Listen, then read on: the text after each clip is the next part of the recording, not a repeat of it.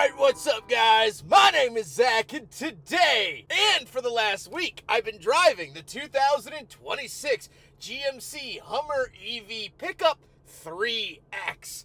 Below me are electric motors, powering this all-electric pickup truck that wants nothing to do but get in your face. Now, I am super excited to be making this video because I've been driving the Hummer pickup for the last week. And as you can tell in the inflection of my voice, I feel quite a few things about this truck, and I am so excited to get into it here with you today. But if you'd like to submit your own vehicle and have it reviewed here on the channel, you can head on over to my website, zackpradel.com/submit.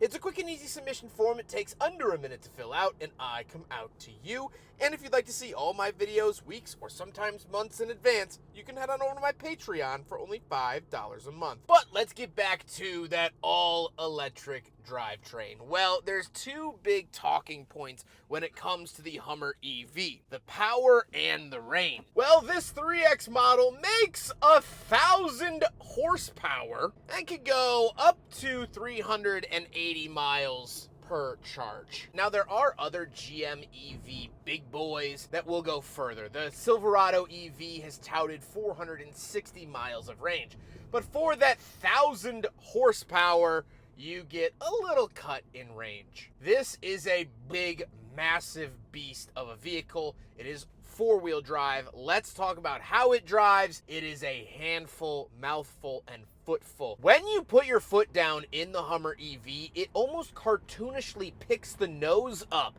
as you're driving. It feels like you're driving a 1970s A12 Super Bee. That's how gnarly it is in a straight line. If you've seen my review of a 70s Super Bee, you'll know how crazy I'm talking about. It is absolutely bonkers to drive. It feels like you could spin the world in reverse if needed. It has, honestly, truly, so much character while driving it. It's cartoonish, it's dumb, it's wild, it's silly, and that is just such a treat. I actually have two EVs in my driveway this week. I also had the Toyota BZ. I picked the Hummer EV every single time because it's entertaining, it makes me feel something, and it's just better to drive. Ride quality's okay, what you would expect out of a larger vehicle like this. Visibility is not good, even out the front. It has this sort of chopped windshield, so when you pull all the way up to a stoplight, you sort of have to duck your head like you're driving a 53 Hudson just to see the stoplight. So there are funny little things that come with it, of course, but driving it,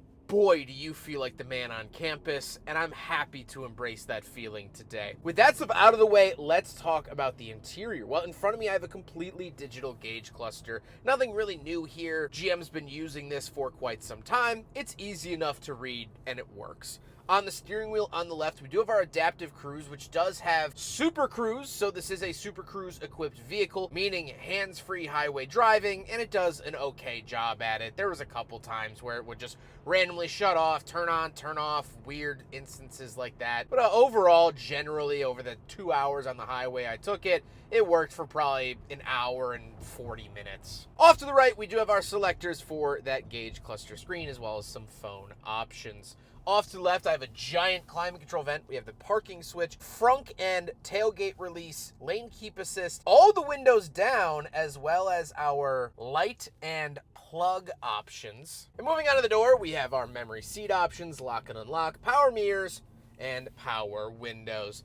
Moving into the center, we get our infotainment display. This does not have Apple CarPlay nor Android Auto. It does have Google integrated, which my preferred system is Google Maps. That is how I navigate this world. So I get to use Google Maps here. The issue is that I'm not signed in. None of my saved locations are here. It's just kind of cumbersome where plugging the phone in, anything you find on your phone immediately goes to the screen. You can send it to the screen through some sort of way with this Google integrated. It's just a less good system. Plain and simple, it just isn't as good. It just isn't. I don't like the fact that they don't have Apple CarPlay or Android Auto. It does have a 360 camera as well, which is an absolute necessity for a vehicle this large. Down below that, we do have our screen for the climate controls. I don't mind this, however, it's a little annoying because it's not actually a touch screen. And so you have to use the buttons. Like, using the heated and ventilated seats is a little bit annoying because you have to switch between the buttons. You can't just touch it. A minute, very small issue, but I did find it annoying over my week with it. And then down below, we have another row of buttons for our heated steering wheel, traction control off, hazard switch, parking sensors on and off, and parking assist. Then we have 2 climate control vents, and in the center console, we do have a wireless charger. We have USB-C as well as USB-A.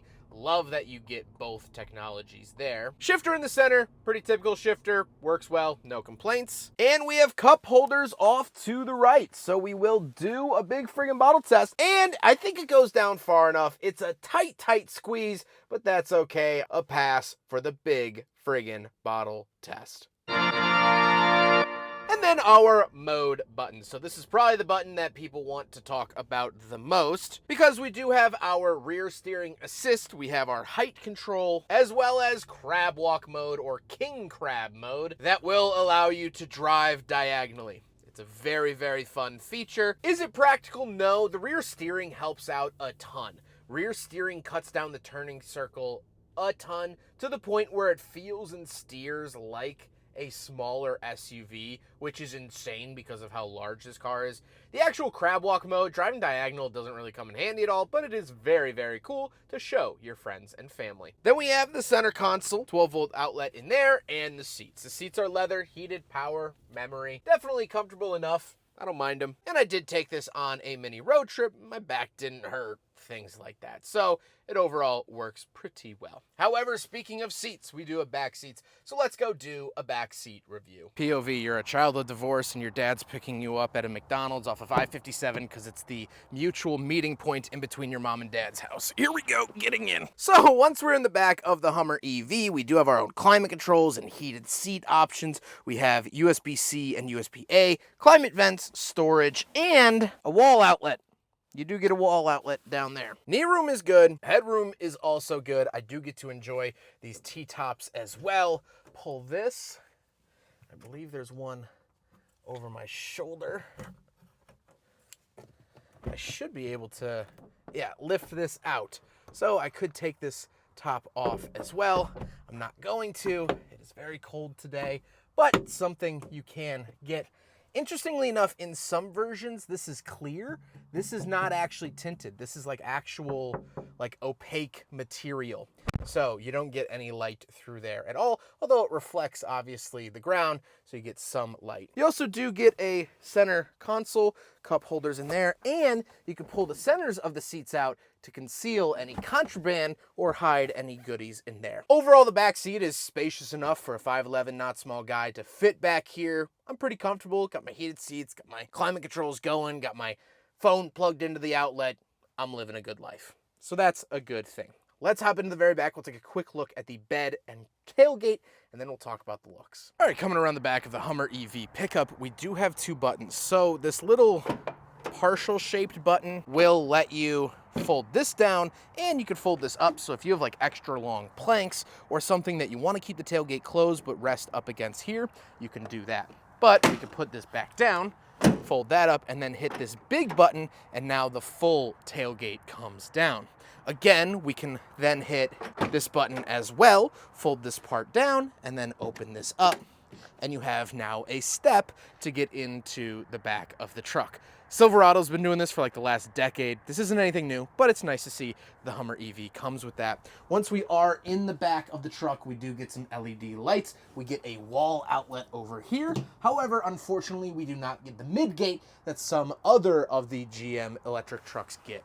We do have this nice tonneau cover, and that's pretty much it. It's not a very big truck bed. If you want to fit your dirt bike back here, you can, but that's going to be about your maximum. Fold this up, close that, and there you go. But we can walk around to the front of the vehicle, and we do have a frunk. So under here hidden, there is a button. You hit that, and it does have a frunk. It pauses for dramatic effect, but it does have a frunk. So in here, we won't find much other stuff. I put my RC cars up here, so, they were able to fit nicely. This is a charger, but other than that, Nothing too crazy. You do get it, which is very, very nice. And you can fit a bunch of groceries in here, stuff that might roll around in the big bed, but might fit a little bit better up here. Or you can keep items like a blanket, you know, things like that, that you don't need all the time, but they will stay up here. Hit the button down here one more time. The lights will flash twice and the frunk will close.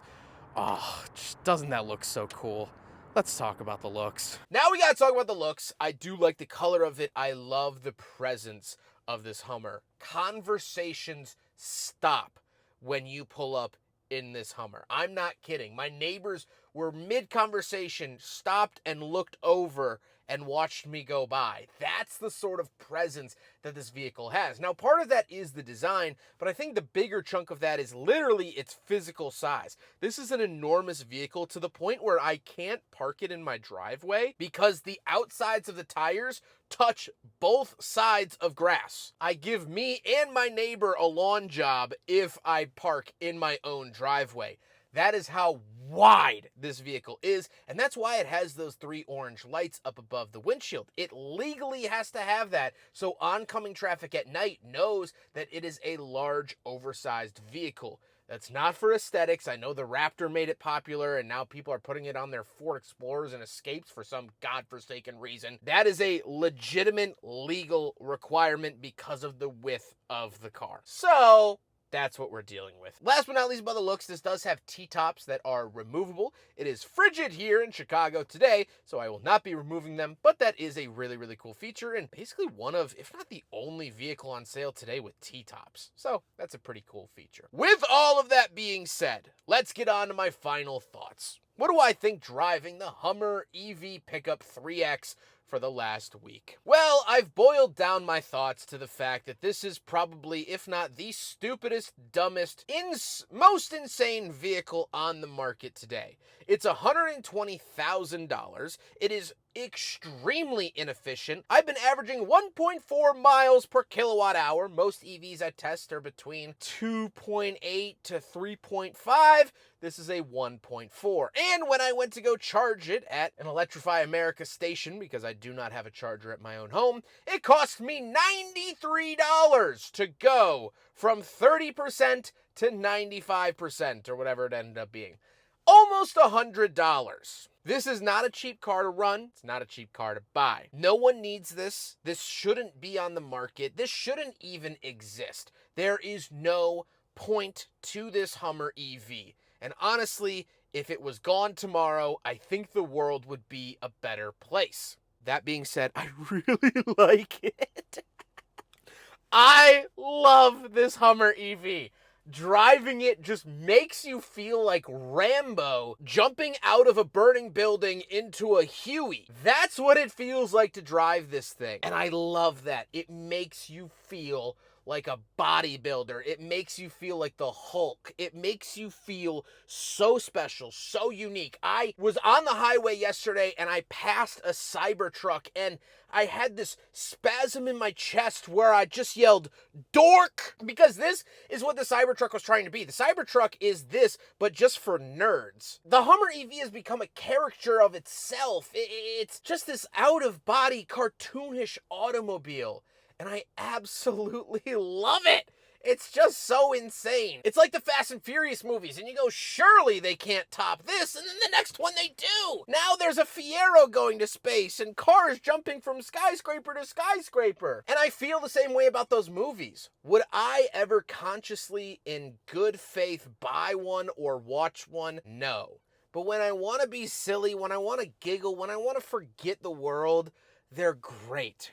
And that's what this is. This car likes being dirty. It likes being the bad guy. It likes playing the villain. If this truck were a person, it would explain their master plan to the person they're about to kill. But in this storyline, there is no miraculous ending. In this storyline, the good guys don't win. In this storyline, Thanos wins and snaps his finger. This car is a physical embodiment of the Thanos snap. This car is the physical embodiment of Hans Gruber winning. And there's something that feels naughty about that. There's something that feels like the wind is knocked out of you. That's the Hummer EV pickup. It's the bad boy in town, and the bad boy just keeps winning. If you're broke, don't look at this thing. If you care about efficiency, don't even think about the Hummer EV. But if you want to get in your car in the morning and feel like you just drank a Monster Energy and want to punch a hole in the wall of your stepbrother's bedroom, I got the car for you. God bless